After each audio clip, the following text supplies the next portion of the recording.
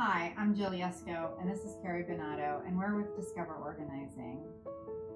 We have a do and a don't tip for you today.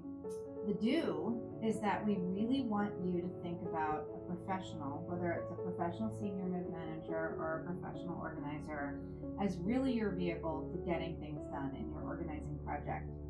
Having a professional there that's trained to help you make decisions, to make you feel supported, to guide some of your actions, and to be there when you get upset is a really important part of your organizing success, I think. What do you think about that? I think if you have someone to help you, it's a lot easier to tackle those hard tasks. I think a lot of people look at all the things they have and say to themselves, I can't do this alone. And that's where we can come in, take a look at what you have and lead you in the right direction. It goes quicker, it's faster, and it really feels a lot less of a chore.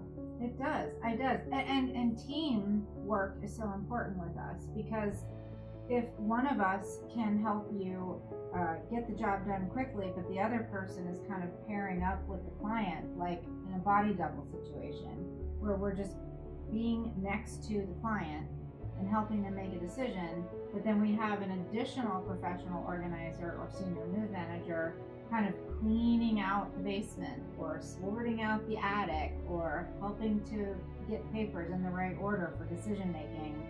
It's a really good way to build on that team. And with our company, we can add a lot of people to a job, but you really just need one person to get started, and that should be the person that really helps you.